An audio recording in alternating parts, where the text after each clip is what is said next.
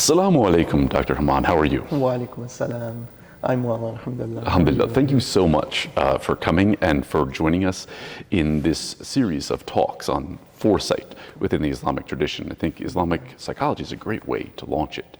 So I have some questions for you as a specialist in the field and somebody who's made tremendous contributions to the development of this field over the last decade. How would you describe Islamic psychology for a broad audience? Well, first off, thank you for this invitation. It's an honor, and it's my first time here in Doha and Qatar, and so I'm coming to you from Lumbard, Illinois, to meet with Dr. Lumbard. So, subhanAllah, I think there's like a tawafuq here that we were supposed to be doing this, and somehow we color coordinated our shirts as well. Subhanallah. SubhanAllah. So yeah, this is a very important question. I think it's a very common question of what is this sort of notion of Islamic psychology? How is it different? I think when we look at psychology in the Islamic tradition, I think we really want to look at personal development. Imam al-Ghazali has a section in his book where he describes ways of being able to get to know the self and to uncover one's faults, strengths. And he begins with a tradition by saying, إِذَا أَرَادَ اللَّهُ بِعَبْدِهِ خَيْرًا بَصَّرَهُ بِعُيُوبِ نَفْسِهِ. If Allah Ta'ala wants good for a believer, then He will give him awareness of his own deficiencies. Allah. And so this tradition of gaining awareness and developing an understanding of self is a very long-standing, rich tradition. And it's in the literature of akhlaq. We see it going back as far as the beginning of Islam. And the Sufis called it tazkiyat al-nafs, the philosophers called it tahdhib al-nafs, and the physicians called it tibb al-nafs. All different angles and ways of looking at how to help the individual understand themselves, be it clinical or be it subclinical issues, or be it just to get them to know their own selves. And so the idea of being able to understand my own deficiencies, my strengths, and who I am and my background, and what makes me behave the way that I do today, what makes me think the way that I do today, what makes me interpret my world the way that I do today, all has intrapsychic or inner kind of layers and sources and spaces for us to be able to discover. And it's not discovery for the sake of discovery, but it's discovery in the interest of being able to rehabilitate, to improve, to strengthen, and ultimately to then perfect, as the goal of Islamic spirituality is to create an insan al-kamil, the complete person, the whole person, if we want to call it that. The person who takes all their fragmented pieces of themselves and is able to put it together and have it ultimately serve their ultimate destination and goal, and that is to worship and realize and know Allah subhanahu wa ta'ala. As the Sufis say, man arafa nafsa arafa rabbah.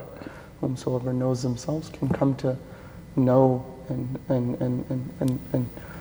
connect with Allah subhanahu wa ta'ala.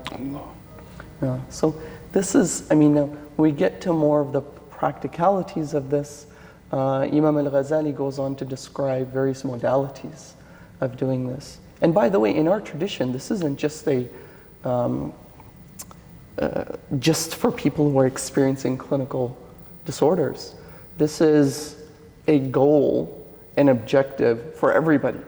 And in some contexts, we also call it futuba, for example.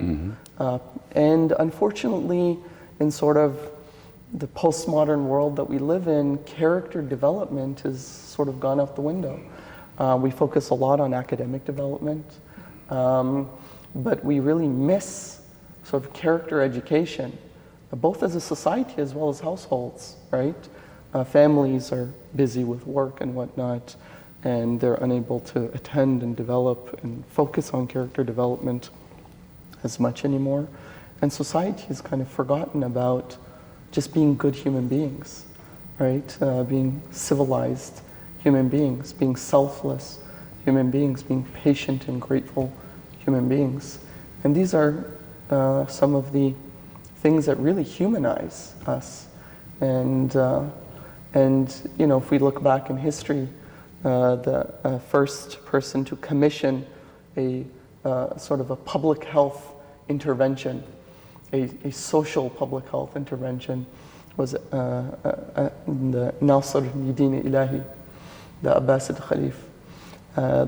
Khalifa. And what he did was he sort of put together a program where he had scholars write up treatises on futuwa, on identification as to what are the characters that we want to inculcate and develop. And then what he had them had khutaba, the imams and the khatibs all provide a unified message, and that they would sort of create a social convention and culture around selflessness, around, you know, good conduct. And we see this in certain segments of the power of psychology, in today's modern psychology. If you look at smoking cessation programs in the US, incredibly effective, incredibly effective. It's mind-blowing how in such a short period of time, I mean, I used to watch psychotherapy videos of some of the founders of psychology, and they're smoking during the sessions indoors, and you're thinking, what is going on here? And it's only but 30, 40 years, and then even in our short lifetimes, you see 10, 15 years, how drastically smoking behavior as a culture has reduced. Think about texting and driving. Yeah. I think texting and driving is seen as like a violation of a social etiquette, almost. Not in Doha. Oh, really? And when I went to Canada, the US is pretty bad for it, but then, meaning in terms of how strict they are on it, I went to Canada, it was even worse. And I had like kind of a really important message I had to know. I feel guilty for having to do this, but somebody pulled up next to me. And, you know, Canadians have a reputation of being really nice people. Yeah. And generally they are compared to Americans. He pulled up and he was so angry. He said, "Get off your phone." MashaAllah. And I was thinking to myself, subhanAllah, it's like I committed a kabair, you know? And so we do have some notions of what's acceptable and unacceptable behavior, and that we reinforce this. But I think the moral compass of society and what those values are have degraded drastically, both on a collective, but then that, you know, trickles down into the individual, and we are but products of those social contexts that we live in, and therefore we internalize those things. And so we need all the more so today to detox, right? So what tools does the Islamic tradition offer for people in the contemporary context to detox? Yeah. I think, you know, when we talk about psychology, we talk about your interpretive lens of the world, how you make sense and meaning of the world. So just some concrete examples. I go home and I'm sort of exhausted, and I have an expectation that my wife is taking care of some task that she's supposed to usually take care of. And she hasn't for some reason or another. And I feel entitled, and I feel upset. And then I verbalize that in insults or poor comments. My children are observing this. She's feeling this, right? And she might react and respond. And you continue to do this behavior, you start to erode your relationship, right? You have this, you know, beautiful relationship, and you just keep chipping away at it until you break it down, right? And these are the sort of pieces, the little pieces add up to the collection of generation of resentment. Yeah. And people, and I see it in my practice, you have couples sit together and they can't stand each other. They've been married for 20 years. They just sit, they haven't even said anything.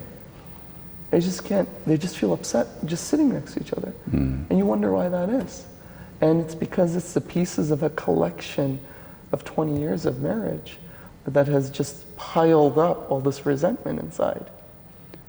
So what does Islam have to offer? يَا أَيُّهَا الَّذِينَ آمَنُوا اجْتَنِبُوا كَثِيرًا مِنَ الظَّنِّ إِنَّ بَعْضَ الظَّنِّ إِثْمٌ. It stops short right there.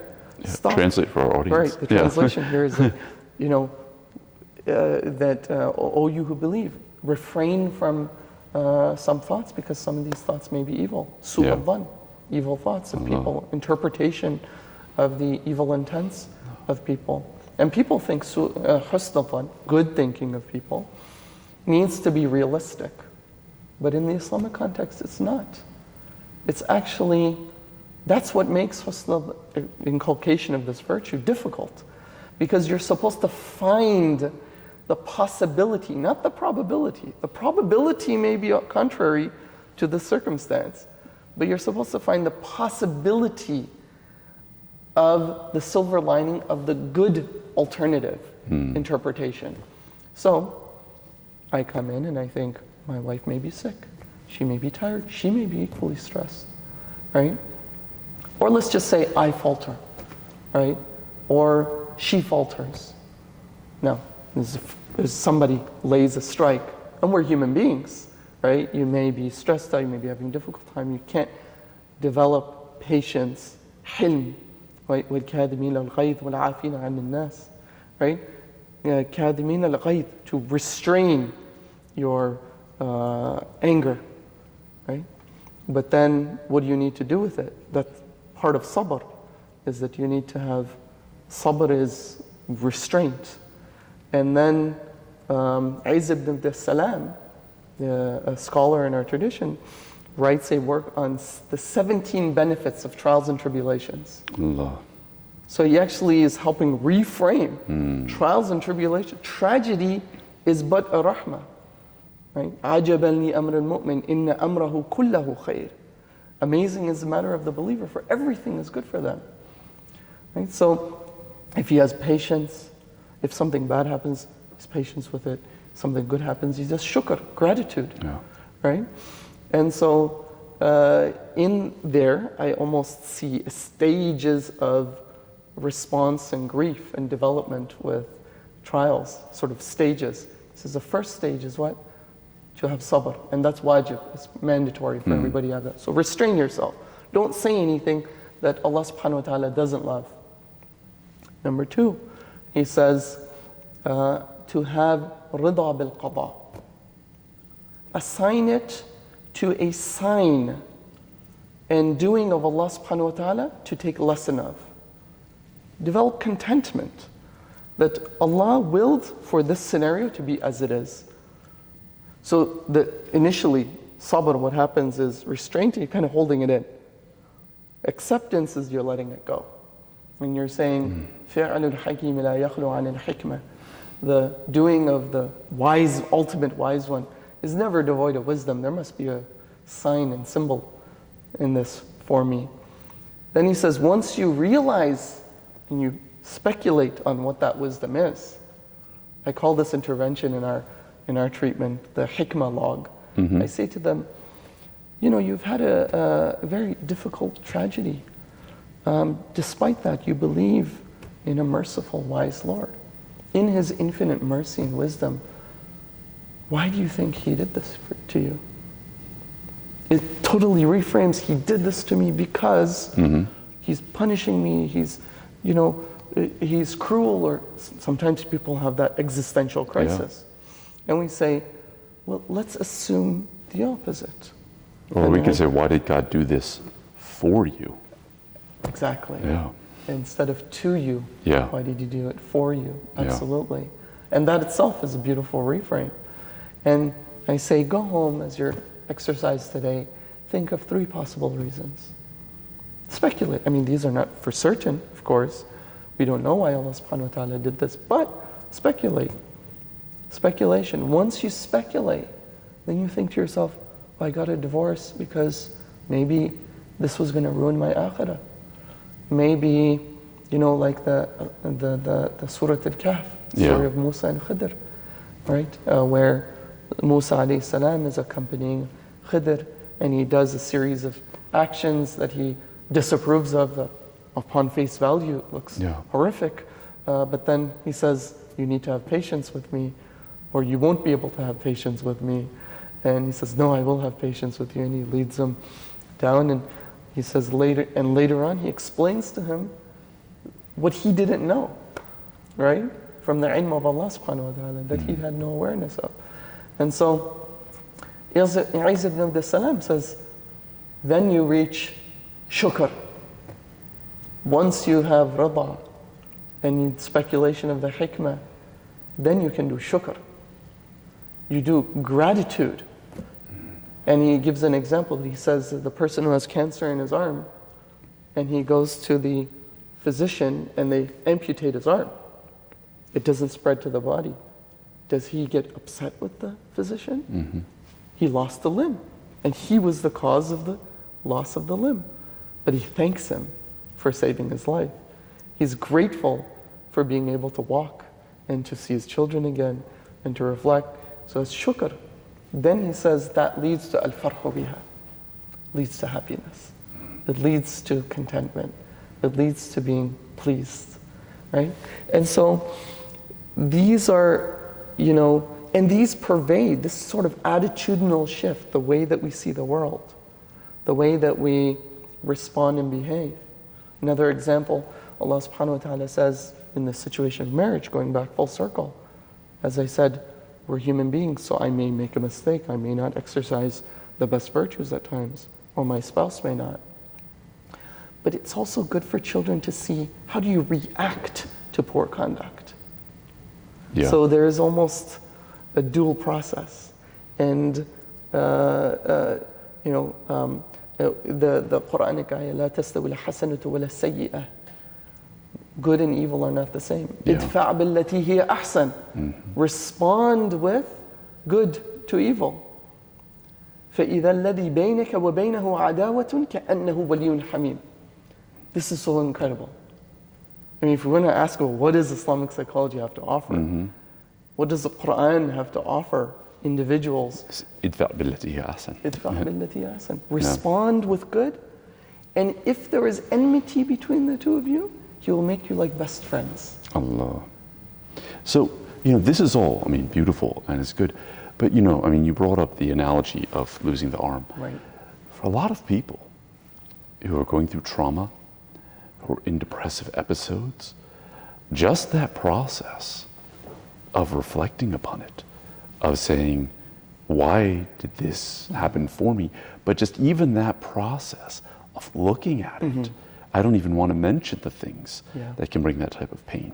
Right. But those types of things, what do you do for a person who's experiencing that depth of trauma? And, unfortunately, in this post-COVID environment, a lot of people there's been massive increase in inner trauma that people have suffered. Absolutely. It's beyond depression in a way. So what do we say for that? What are tools for that? Absolutely, absolutely. People are experiencing isolation. People are experiencing or may have experienced traumas growing up or continue to do so. We know that, upwards of 1 in 3, 1 in 4 individuals experience some sort of trauma in their lives. That's a significant group of individuals. Yeah. And that's a significant portion of society that's walking around with deep inner wounds. And the common response to trauma is to run away from it. Yeah.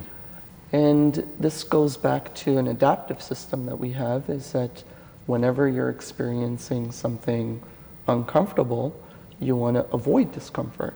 You want to seek safety. Anxiety or fear is a fear-based reaction. So what do? Fight or flight. You fight the situation. If you can't do that, what do? You run. But then there's a third one that comes to in trauma, and that is that, let's say you can't escape the situation. You numb out. So what you actually do is that you psychologically check out. You escape psychologically. So individuals who experience trauma in a household ridden with conflict and abuse, they can't leave the house, right? They can't fight either because you're powerless. Yeah. So what do? They psychologically leave. They escape psychologically. So they're there in body, but their minds are somewhere else. And we all do this to a degree. I'll give you an example that's more for people who've never experienced trauma. You sit in the dentist's chair, right? And they're going to kind of pull a tooth or do a filling. What do? You check out mentally. You go somewhere else. You think of other things, and you try to pass by that time period where you try to be as detached as possible from what's going on in your mouth. But if you pay attention to every little thing, you start to freak out and twitch and, and become fearful, and so you check out. And for people who've experienced trauma, they check out. And that's an adaptive response in the moment that allows them to survive and stay sane in that moment. Yeah. But the problem is that they use an emergency reaction that becomes a generalized reaction of dissociation and checking out in other areas of their lives. So they get married, and then they become emotionally uncomfortable, and then they check out, they dissociate. They can't have that conversation. Or they can't, any signs or displays of intimacy brings emotion, and the way that trauma works is that it's triggered by memories. Right? Emotions in the brain is in the limbic system. Emotions, the amygdala, and where we store memories in the hippocampus are right next to each other, and they're wired together. So the moment that you press a memory trigger, you automatically bring a flood of emotions that's attached to that traumatic memory. And so actually what people suffer from in trauma is more so unpredictable emotional dysregulation. So what people are actually trying to do is to not feel the feeling. Yeah. But what ends up happening is inevitably it gets triggered by something, and you get floods of emotion. So then what do?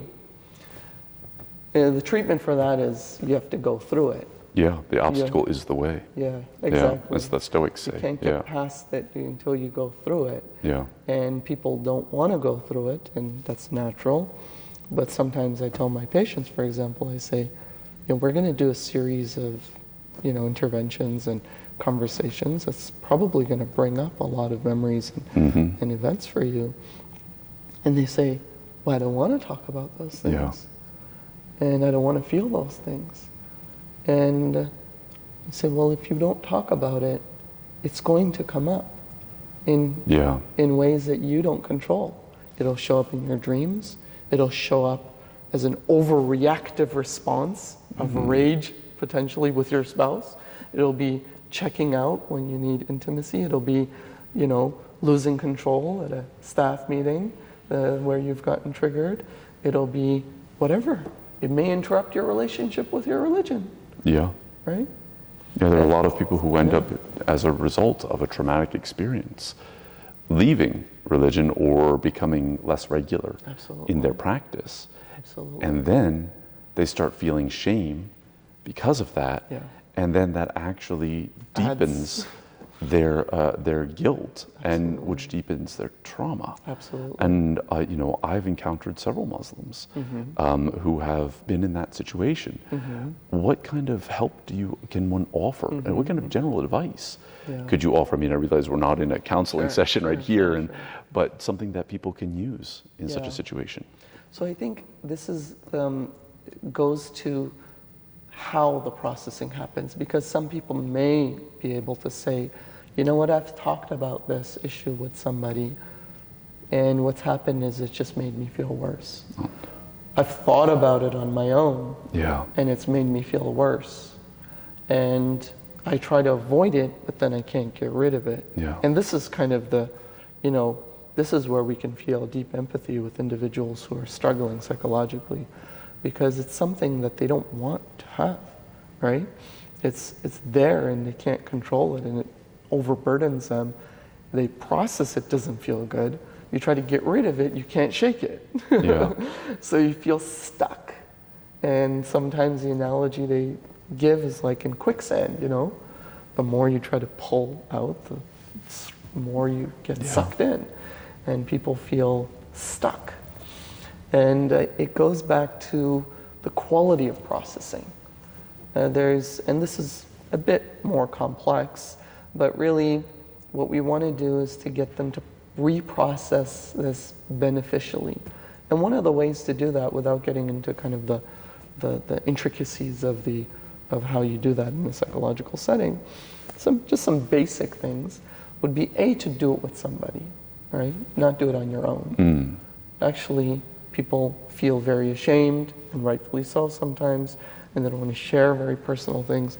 But it's important to actually be able to talk through it with somebody, because, there's Abu Zayd al-Balkhi, for example, says in his Risala, he says that sometimes individuals outside of you can see things in you that you haven't noticed for yourself. That's number one benefit, Abu Zayd says. The second benefit is that when you're in the midst of your emotion, you become blinded sometimes. You become so deeply consumed by that emotion that you lose touch with reality, or the ability to have sometimes a very useful suggestion or idea or perspective shift in that moment offered to you that can be very pronounced and healing. So to do it with somebody, ideally if it's deep trauma, you want to go to a professional, because it's quite complex. But if it's not deep trauma, then I think a seasoned kind of mentor or community leader, somebody, a teacher, somebody whom you trust, somebody who, as Imam al-Ghazali lays out two possible modalities of individuals to go to. One of them is the sheikh, right? He says, of tasawwuf, for looking at your inner worlds. The second, he says, is الرفيقا صالحا عالما بأسرار هذا الأمر. A rafiq, a companion. Salihan, that's righteous. Right? Because there's a hadith of the Prophet ﷺ, المرء على دين خليله فلينظر أحدكم ممن يخالله. So a person is on the way, you can say, of their close companion. Khalil is like the person you share all of your secrets with. That's why we called ourselves Khalil Center, because people come and share their secrets with us, right? And so the Khalil, you're opening yourself up to them to be influenced. You're making yourself very vulnerable. And this is where you get power abuse and spiritual abuse and that sort of thing, because vulnerable people walking around need healing. Go to people they trust to open that up, realizing that they can't contain it in their own selves. And there's a lot of responsibility and power that comes with holding that trauma, being supportive of that trauma, and helping heal or co-heal that trauma. And so the criteria is salih, that the person is upright, and aliman bi asrari hada al-amr. They should know what they're doing. Right? And that's really important. Sometimes, and this is a big problem in Western Muslim communities, is that there's no differentiation of roles, who's who. The imam is is the person who leads the salah. He's a teacher of the Quran. He also gives fatwas even if he hasn't done ifta. He's your mufassir. He may just be a hafiz of the Quran, for example, right? And then he's also, and especially in Western Muslim context, the imam, actually there was a study in New York City where they asked a survey of Muslims, what do you think is among the roles of your imam? And the vast majority of them included counseling, right? So they actually see the imam as somebody that is supposed to be doing counseling, even though they may have no clue. Well, they usually actually have no training in counseling. I mean, I can say as a person who spent a lot of time with psychotherapists in my youth that it's a very subtle profession, and it's more an art than a science when it's really applied. And so you really have to have experience of it. You can't just pick up a manual and do something. So getting into that, what about there seems to be, among particular communities that one could identify, I think that I don't know the statistics themselves, but my anecdotal experience is that there's more stigma regarding going to mental health professionals within Muslim communities than within almost any other community. Yeah. This is absolutely true, and there's definitely data to back your anecdotal experiences. The Muslims are very reluctant, along with other minority populations, Western, Europeans, whites, generally minority groups, and then those outside of Western countries in Muslim countries are also less likely to seek therapy than those in Western countries of the majority group. And why is that? Look, I take a little bit more of a different I have a different take on the stigma issue. The way that the stigma conversation happens, I think, is sometimes a bit patronizing, meaning that we say to people, look, you guys need to get out of your kind of backwards thinking and old school thinking where you go to your families and you don't you don't go to therapists, and you need to open up. You need to be more progressive and open to science and not be so dismissive of it, and you need to go to therapists. And so we need to educate these sort of traditional communities that don't know any better. I would actually flip it a bit, and I would say the reverse. I would say going to somebody for help with a problem is a human instinct. Yeah. When you have a physical problem, you go to a physician. You have a car problem, you go to a mechanic. You have a finance problem, you go to a financial consultant. It's just, we do this for everything. We don't try to say, we'll just manage and figure it out on our own. A plumbing problem, the family's going to have a meeting and say, how do we fix the pipes here? No, this is beyond us. Nobody is a plumber here. We need to call an expert. So the question for us is, human beings and Muslims instinctively go to experts, perhaps even more than than Western cultures. They tend to give a lot of authority to authority figures, right, and expertise. But why then, when we get to the realm of mental health, there's almost an allergic reaction? And I think this has to do with the way that the field of mental health was marketed and carried and brought to Muslims, initially brought to the Muslim world on the backs of colonialism. By the way, the field of psychology is only a little over 100 years old, at least the formal development of it. Wow. In the initial phases, when we're thinking about even in the 60s and 70s, we had people going to insane asylums, right? And then there was a process in the Western world, particularly in the US, of the notion of deinstitutionalization and community mental health care that became pervasive and available and accessible, and started to change its presentation, right? And when it went to the Muslim world, that's what you brought. It was antagonistic to religion. It was philosophies that were catered and written by white men for white men, right? And when you brought this sort of, it didn't click with okay, we could take physical health, potentially, medical institutions, and people went and graduated from them, much more developed than the field of psychology. But when you bring belief and values and my identity and make yourself vulnerable to go to somebody to help you shape the way I see the world, I'm not going to hand that over to anybody. Yeah. Right? I'll go to you for my arm as a physician, but I'm not going to go to you to open my inner world up so that you can change the way that I see the world. And so there's actually a very natural instinctive protective response here. And that also plays into the response that one has when they have trauma. Yeah. at the same yeah, time. At trauma, you don't want to absolutely. open it up, and now we've got a social thing, so it's kind of like a double factor. Absolutely. You add a barrier on top of an already pre-existing barrier. And this is, when you're going back to your first question, what does Islamic psychology have to offer?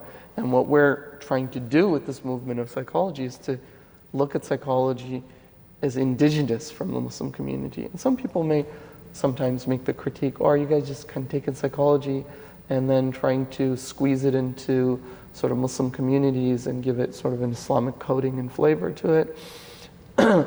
Isn't it sufficient to just go to Quran and Sunnah and that's it?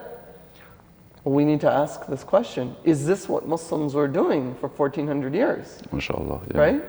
And so if we're really, so who's the one inventing the new concept? Do we see this general notion that historically when we look back, when you go to an imam or in the rasail, in the manuscripts and the works of educated people, they said, you're supposed to figure it out on your own. Go to Quran and Sunnah. No. They wrote treaties and works and who to go to. It was almost a staple that you had to have mentorship. MashaAllah. You couldn't do things that were beyond you on your own, especially when they were complex. Yeah. Right? And you needed support. And so what we're trying to say is, let's go back and look at our tradition and what were Muslims doing, because, it's people of all walks of life and civilizations had ways of being able to deal with mental illness. It's not new, right? It's as old as humanity. Abu Zayd al-Balkhi says that paying attention is very interesting, 1,000-year-old manuscript. Yeah. He says, paying attention to mental health is even more important than physical health. Yeah. Because it's more common. And he says, conceivably, an individual, if they eat well, if they exercise, and I know we don't do a lot of this in the modern world, and if they, pay attention to the signs of their body and what their, body responds well to and not to, says it's conceivable that, with the exception of uncontrollable diseases or infectious diseases, that an individual can lead a healthy life generally, and die of old age. But he says the same thing is not true for psychology. He says, why is that? Because we are emotional creatures. Yeah. And we will inevitably be tried with our emotions. We'll always get into situations where we get really angry, really down.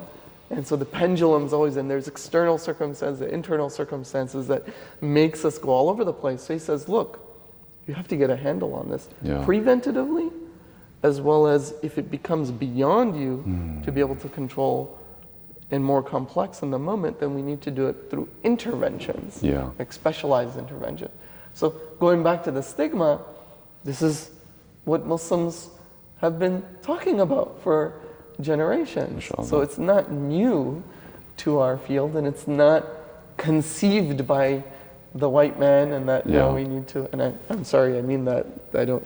Oh no! I believe me. I know what the white man's up to. I'm white. I'm talking about the white man. Well, no, trust me. Like they tell me directly at the dinner table because they think I'm one of them.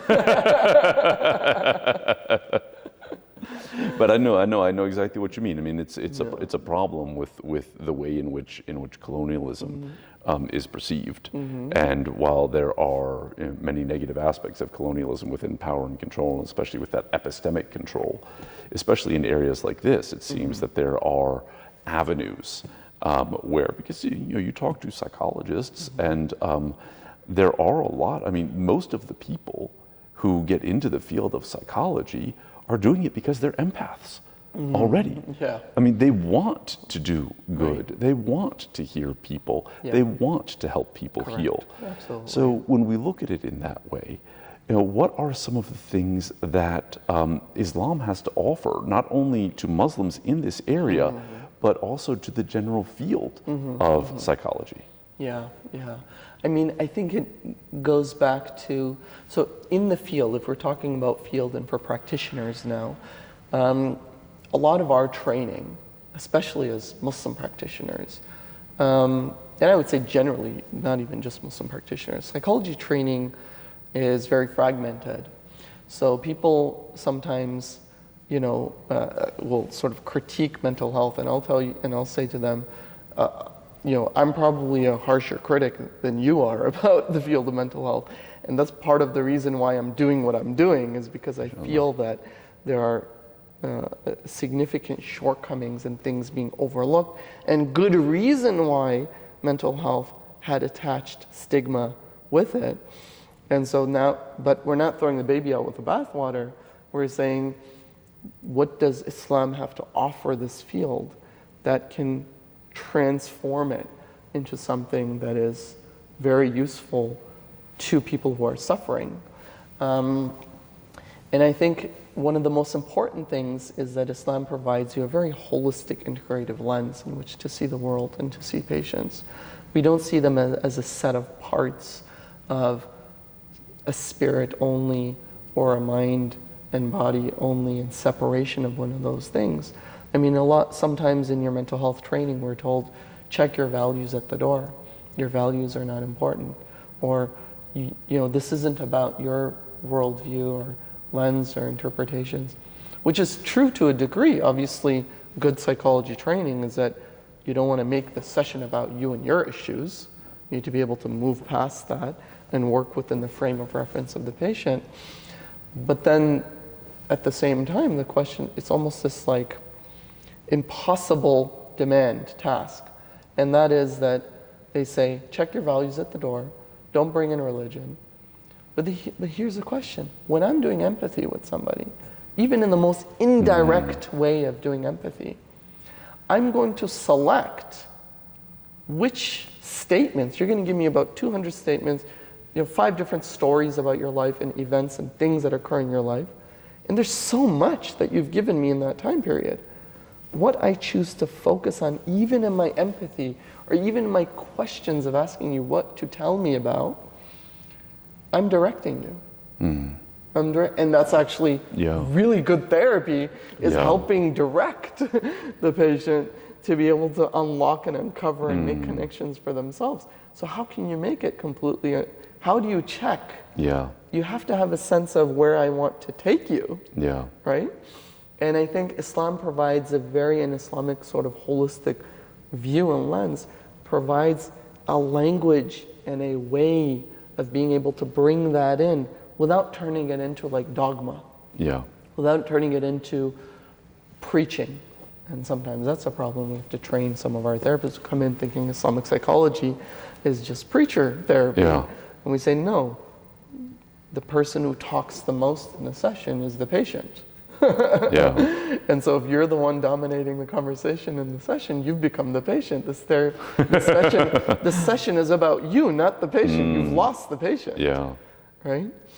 And so this is where a sort of a holistic lens that combines these notions of nafs, behaviors, and aql, and thoughts, and cognition, and ruh, and qalb, and all of these features, that each of these therapeutic schools kind of take apart reductionistically, and they're blind to the others. And they all have these camps, and they're at odds with one another. And they're like firqas or sects almost within the field. And that this professor doesn't get along with this professor because they view psychology differently. And Islam provides us a lens of being able to integrate these things in a more holistic way. And that's what I would say to practitioners, is that, it is a treasure beneath you or right within you. And if we look at what psychology is moving towards now, it's starting to move towards integration, holism, opening itself up to alternative philosophies to answer psychological questions. And that's by the admission of the APA president in her 2016 speech, keynote speech. It's by admission of the APA's calling for papers in different traditions and religious traditions. It's for all of these, what's an irony is that I work and currently I'm living in Istanbul, and I go back and forth between Istanbul and Chicago. And, now it's almost like telling the secular psychologist I say to them, facetiously, I say to them, you guys are sort of stuck in the past. You know?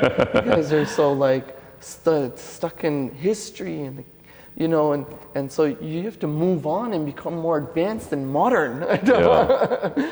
Keep up with the academic trends in the world, and that becomes sort of strangely from a person who's sitting across from them that they view as like the ultimate sort of person who's stuck in the past, and right, the ultimate traditionalist is telling them get with the times. I say the notion of like this hard secularism, and we're not going to bring in all the models that they've trained on now have religious versions of them. MashaAllah. And it's almost like, well, now what do we do with this? Because we're stuck with this false dichotomy of the secular space and the sacred space. And, and now, like, the people who I revere have brought them together, and I don't know how to make sense of this, and I've made a whole identity marginalizing religious people.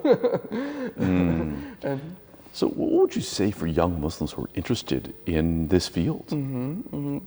Yeah, I mean, for young people interested in the field, one thing I'll say, it's maybe atypical to more of a training pathway, is that one thing you may or may not know is that almost half of mental health practitioners go into the field with some motivation of healing themselves.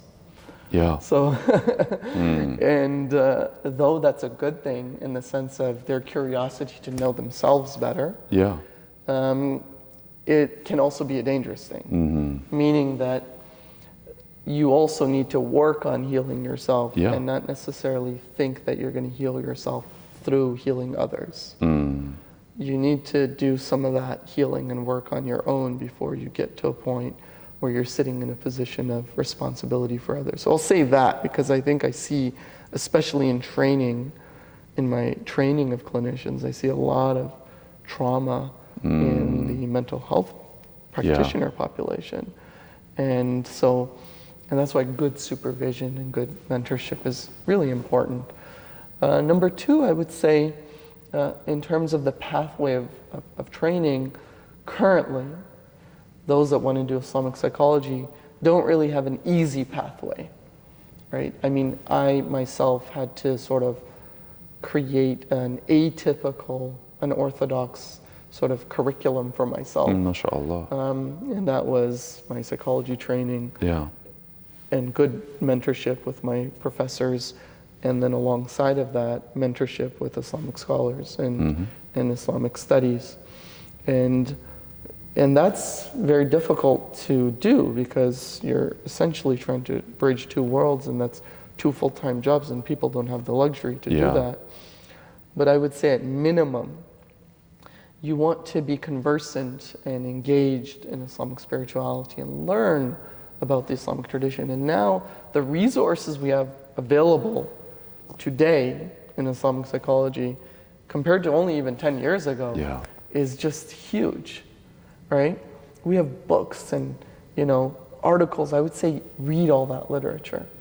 Like what we've done as sort of practitioners and scholars in this field is that we've made some of this job very easy.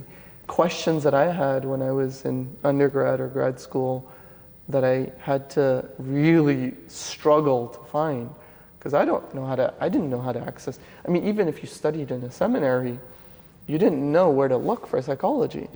Where do you look? Where do you find which books, which sections? What am I looking at? Somebody told me read Ghazali, so I read Ghazali. He's talking about ibadat. I'm like, wait, where's the psychology? I don't get it. I don't know where to look. Which books? Right, which books? Which section? What am I reading? How do I even make sense of that? Some of the technicalities that's lost on me. Right? And so what we're doing is we're trying to make all of that more accessible for people and tease it out and bring it out. So I would say really read the literature and be an avid learner. Right? There's so many programs out there. There's diploma programs, there's certification programs, there's online programs, there's in-person programs, and there's institutes and organizations like Khalil Center that I'm a part of, and we have, get on the mailing list, get on the YouTube channels, on the social media, consume what's coming through, read the articles, just be really well read. I know when I was doing my, Amber Haq is a senior to me, and he actually wrote some work, and he wrote a work on psychology in Islamic scholarly traditions, and he'd just taken excerpts of Kindi and Razi and Balkhi and Ghazali, etc. That had a profound impact on me as a graduate student when I read that. I was like, oh, somebody's speaking to me, right? And I later reached out to him, we formed a good relationship, but I think that literature is becoming so much more broader. And anybody who wants to do serious work in this cannot overlook that literature. And don't try to reinvent the wheel or try to look for it on your own. It's there, read it. Read it and become well versed in it.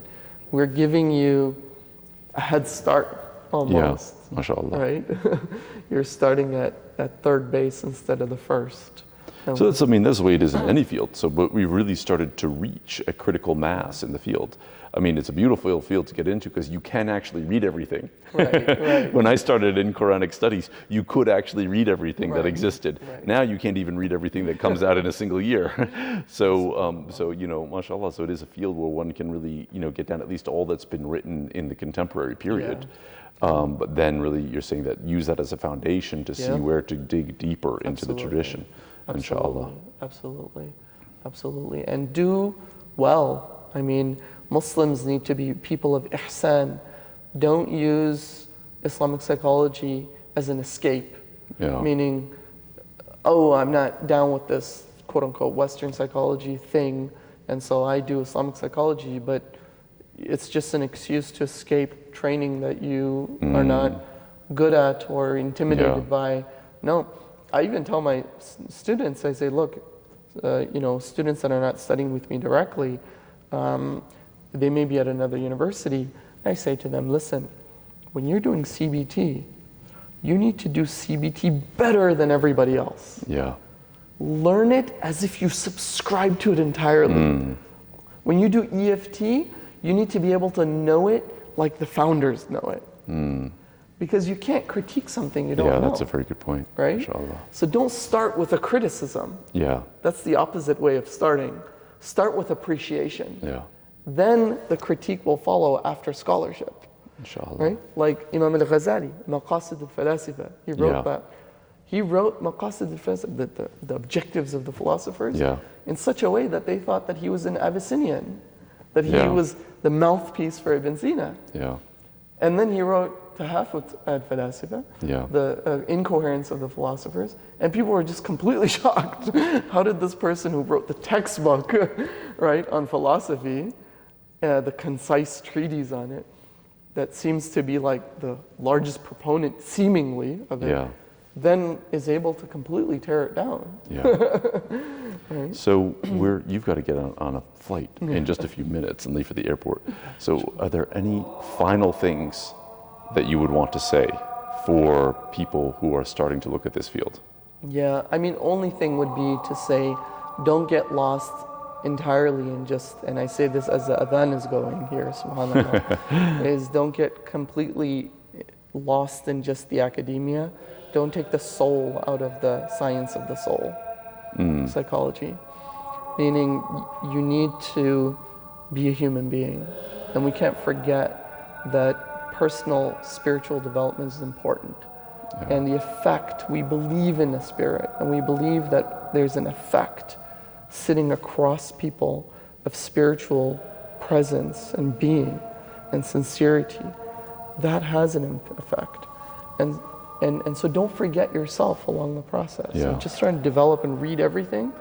Also look in and develop your own sort of self and your connection with Allah subhanahu wa ta'ala. Inshallah. That's all. Alhamdulillah. Thank you so much for your time and for coming to join us. And we hope that you have a safe journey home. La tansana fi du'aikum, inshallah. And that you are able to return many times in the future. Inshallah. Thank you so much. Inshallah. Thank you. Honor. Assalamu alaikum.